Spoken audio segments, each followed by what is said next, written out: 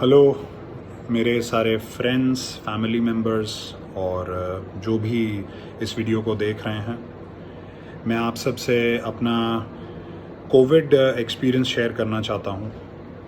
Unfortunately मैं भी इस डेडली डिज़ीज़ के चपेटे में आ गया और यू कैन से मैं इस डिज़ीज़ से इन्फेक्टेड हो गया। मैं वही एक्सपीरियंस आप लोगों के साथ अपना बांटना चाहता हूँ, जिससे कि मैं आप सबको इन्फॉर्म कर सकूँ कि what I had to go through, जो भी मेरे एक्सपीरियंसेस थे और जो मेरी सिचुएशंस थी और मैंने कैसे इससे रिकवर किया, कैसे इससे फाइट बैक किया। The reason I am sharing these things with you is that जब मैं बीमार पड़ा था या उससे पहले भी बहुत सारी मैंने सिचुएशंस ऑब्ज़र्व करी अपने आसपास। लोग इस डिज़ीज़ से बहुत ज़्यादा डरे हुए हैं एंड ऑब्वियस सी बात है, जो ये पैंडमिक जिस तरीके से फैला है, बहुत सारी लाइव्स जा चुकी हैं और इन्फेक्शन रेट बहुत ज़्यादा है इसमें। सभी लोग बहुत परेशान हैं, बट कहीं ना कहीं कुछ मिसकंसेप्शंस हैं लोगों के दिमाग में, कुछ थोड़े से डाउट्स हैं जिसको लेके लोग बहुत कंफ्यूज्ड हैं और एक दूसरे से बस सुन के और चीज़ों को बस वो इम्प्लीमेंट करने की कोशिश करते हैं या एक्ट करते हैं उस पर, जो कि मुझे लगता है कि अगर मैं अपने personal experiences as a patient share करूँगा या somebody a person who had to go through this, तो शायद थोड़ा आप लोगों को मदद मिल जाएगी। वैसे भी मैं during this disease when I was affected, तो मैं बहुत ज़्यादा बात नहीं कर पाया था सबसे और बहुत ज़्यादा अपनी इन्फॉर्मेशन नहीं दे पाया था अपनी वेलबींग की। एक इस वीडियो के माध्यम से मुझे लगता है मैं सब तक अपना मैसेज पहुंचा दूंगा, ख़ास तौर से वो लोग जो मेरे लिए बहुत चिंता कर रहे थे। मैं जब बीमार पड़ा था एंड इनिशियली जब इन्फेक्शन हुआ था, तो सारे सिम्टम्स एक साथ नहीं आए थे मुझे। धीरे धीरे ग्रेजुअल सिम्टम्स राइज होना शुरू हुए थे। हाँ, initially when I fell sick it was just the fever which was troubling me, और मैं जब फीवर आया मुझे, तो वो भी टेम्परेचर मेरा 96 से 99 डिग्री टेम्परेचर जो था वो रेंजेस थी, और बहुत ज़्यादा हाई सोरिंग फीवर नहीं था, बट हाँ उसमें टायर्डनेस और बॉडी मेरी बहुत ज़्यादा टूट रही थी, बहुत ज़्यादा तकलीफ़ हो रही थी शरीर में, अंदर से बहुत ज़्यादा रेस्टलेसनेस थी, मैं बहुत ज़्यादा परेशान था उस चीज़ में।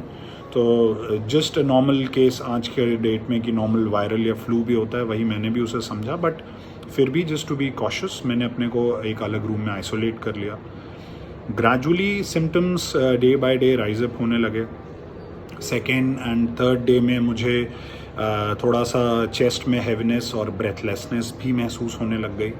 धीरे धीरे मेरा टेस्ट और स्मेल भी, फोर्थ और फिफ्थ डे के अराउंड मेरा टेस्ट और स्मेल भी जब चला गया, तब मुझे थोड़ा सा कंसर्न होने लग गई कि कहीं ये कोविड के सिम्टम्स तो नहीं हैं, because it was matching to each and every symptom जो मेंशन्ड हैं अभी तक हमारी हेल्थ एजेंसीज़ के द्वारा।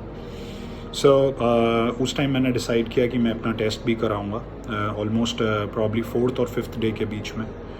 और जो मेरी सिचुएशन थी उस time with all the symptoms, तो वीकनेस बहुत ज़्यादा थी, तो मेरी ये हालत नहीं थी कि मैं बाहर टेस्टिंग कराने जा सकूं, और मैं रिस्क भी नहीं लेना चाहता था कि इन्फेक्शन दूसरों को ना हो जाए।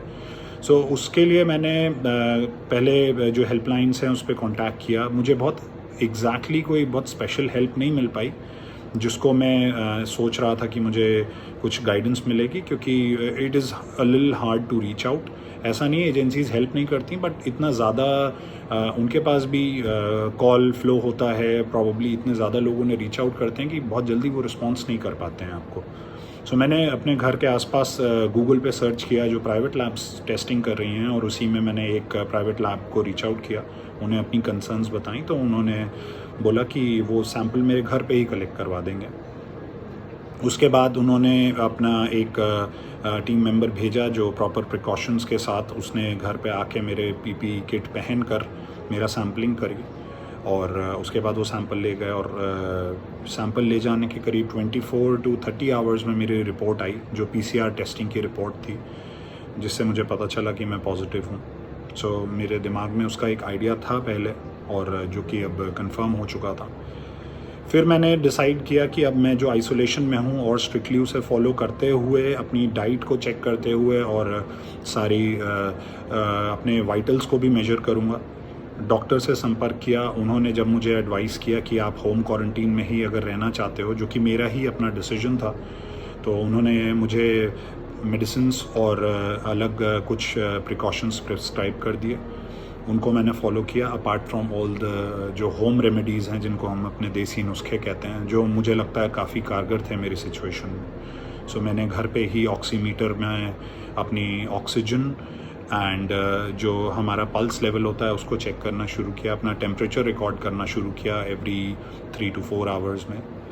और जो मेडिसिन्स थी जो मुझे प्रिस्क्राइब की गई थी मेरे सिम्टम्स के हिसाब से, वो बहुत बेसिक सी मेडिसिन्स हैं। कोरोना के लिए आप लोग जानते हैं कोई सच कोई मेडिसिन नहीं है, बट जो मेडिसिन्स थी मेरे पास जो मुझे प्रिस्क्राइब की गई थी और जो मैंने ऑनलाइन ऑर्डर करके मंगा ली थी, that included paracetamol and azithromycin. उसके अलावा मल्टीविटामिन्स जो कि जो बॉडी की इम्यूनिटी और आपकी स्ट्रेंथ बनाने के लिए बहुत ज़रूरी थी। एंड फाइनली मुझे जो होम रेमेडीज़ थी, काढ़ा एंड हल्दी वाला दूध और ये सारी चीज़ें डॉक्टर ने भी प्रिस्क्राइब कर दी कि आप ये सब ले सकते हो, because it will also help apart from the medicines. And एक उन्होंने मेडिसिन बाद में भी मुझे सजेस्ट करी थी, जिंक सल्फेट करके, जिंकोविट टैबलेट। वो भी काफ़ी kind of you can say immunity booster, और वो भी हेल्थ में मुझे काफ़ी मेरी सिचुएशन को सुधारने में हेल्प कर रही थी, तो वो भी मेडिसिन मैंने साथ में ली।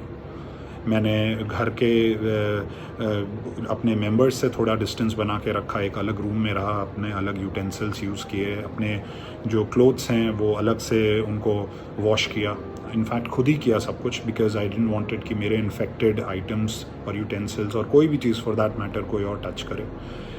मेरे रूम में बहुत लिमिटेड एंट्री कर रहे थे सब, और जो भी मुझे खाना पीना सर्व किया जा रहा था, क्योंकि मैं इतना वेलबींग में नहीं था कि ये सारी चीज़ें खुद से कर सकूं, सो उसके लिए मुझे मेरे फैमिली मेम्बर्स हेल्प कर रहे थे।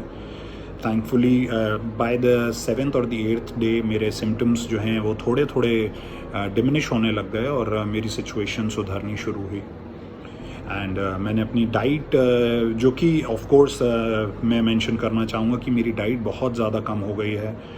अभी भी मैं फुल फ्लेजेड डाइट नहीं ले पा रहा हूँ अपनी फिज़िक और जो मेरी हेल्थ है जिसके हिसाब से जो मैं अपनी नॉर्मल डाइट लेता हूँ उसका ऑलमोस्ट 1/3 डाइट है मेरी अभी। बहुत एग्जैक्टली अगर मैं डिस्क्राइब करूँ तो खाने का मन नहीं करता है, एंड मुंह में जो टेस्ट है वो भी बहुत बिटर सा और एक फ्लैट टेस्ट है, बस थोड़ा बिटर टेस्ट है।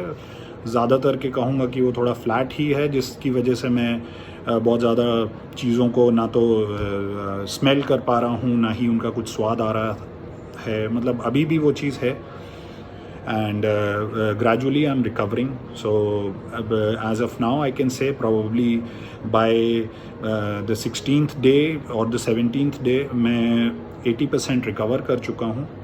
ग्रेजुअली जब जैसे मैंने बताया 8th डे के बाद से मेरे सिम्टम्स जो हैं डिमिनिश होने लग गए, कम होने लग गए। सो मुझे अंदर से भी बेटर फील होना शुरू हो गया था। मेडिसिन्स मैंने रेगुलरली ली, मैंने फ्रूट्स लिए, मैंने सबसे ज़्यादा जो किया वो लिक्विड डाइट पे फोकस किया, सो दैट बॉडी से फ्लूइड इनटेक एंड आउटलेट दोनों चीज़ें एक साथ होती रहें एक स्मूथ मैनर में, जिससे कि इन्फेक्शन भी आपका कम होता रहेगा। एंड बहुत सारा गर्म पानी पिया। सो सिचुएशन को मैंने इस तरीके से हैंडल करा कि मैंने अपने को ना सिर्फ फिज़िकली बट मेंटली भी बहुत संभाला, क्योंकि एक सबसे बहुत इम्पॉर्टेंट रीज़न है आपका मेंटली इस चीज़ के लिए बहुत फिट रहना और साउंड रहना, क्योंकि जो आपका दिमाग है वो आपसे खेलता है सिचुएशन में। So when I got to see my report, और जब मुझे पता चला था तो for a few minutes I was struck by it and it blew me very hard. उस टाइम मैं बहुत परेशान था, मुझे समझ नहीं आ रहा था, बट ग्रेजुअली मैंने अपने को काम डाउन किया, अपने को समझाया कि I will have to cross through this and get on to the other side, because ये एक फ्लू है, ये एक इन्फेक्शन है, और अभी इसकी चूँकि कोई वैक्सीन नहीं है तो इसलिए इसका मोर्टेलिटी रेट या इन्फेक्शन रेट बहुत ज़्यादा है, but I can still fight it back because I am very healthy. And मैं इस चीज़ को लड़ के और इससे बाहर निकल जाऊँगा। और वही सोचते हुए मैंने अपनी इस कंडीशन को और इस डिज़ीज़ को किसी तरीके से अपने आप से और अपनी फैमिली की मदद से and of course medical staff की असिस्टेंस से फाइट बैक किया। And gradually by the end of the second week मैं काफ़ी हद तक बेटर हो चुका था। अभी जब मैं आपसे बात कर रहा हूँ मेरा इन्फेक्शन 100% तो नहीं ख़त्म हुआ है, बट हाँ आई कैन से कि अगर अभी शायद मैं टेस्ट कराऊंगा तो मेरा नेगेटिव भी आ जाएगा। And very soon I will be going for my second level testing just to see कि मेरा इन्फेक्शन अभी कहाँ पर है और किस लेवल पे है। और मैं आप सबसे यही बोलूँगा कि जब आप इस डिज़ीज़ से अगर by chance God forbid infect हो जाते हो तो आपको अपनी मेंटल वेलबींग पे सबसे ज़्यादा फोकस करना है। आपको सबसे ज़्यादा ध्यान ये देना है कि आपका दिमाग उस चीज़ से सिंक ना करे और आप उस चीज़ से हड़बड़ाओ ना और घबराओ ना, क्योंकि अगर आपके दिमाग पे वो चीज़ चढ़ी तो आपको वो परेशान कर सकती है। एंड सबसे बड़ी चीज़ ये कि आपकी जो फिज़िकल स्टेट है उसको ख़राब कर देगी वो। आप चाहे कितनी मेडिसिन्स ले लो, कितनी होम रेमेडीज़ ले लो, अगर आपका दिमाग आपके साथ नहीं होगा तो आप उस चीज़ में अंदर चले जाओगे और उस डिज़ीज़ से रिकवर होने में बहुत परेशानी होगी। सो मेरा सबको यही सजेशन है कि अगर आप बाई चांस इन्फेक्ट होते हो, जो कि मैं कभी नहीं चाहूँगा कोई इस चीज़ के थ्रू जाए क्योंकि ये बहुत प्रॉब्लमेटिक है ऑफ कोर्स उनके लिए जो कि सिम्टोमेटिक पेशेंट्स हैं लाइक मी।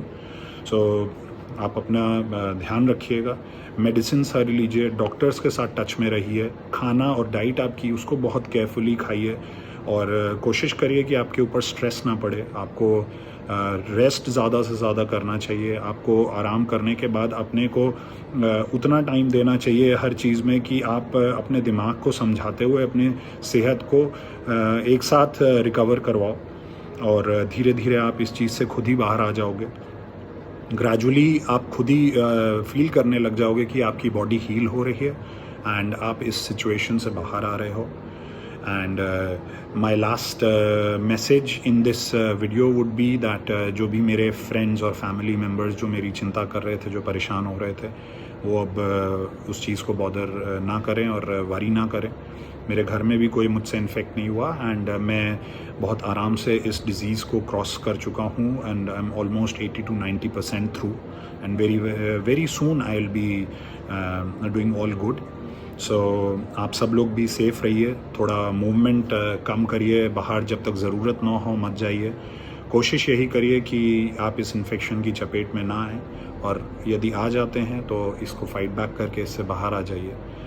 बाकी मैं सबको यही कहूँगा, please take care of yourself and thank you so much for being with me, जिसने भी अभी मेरी सिचुएशन में मेरा साथ दिया, एंड लव यू ऑल।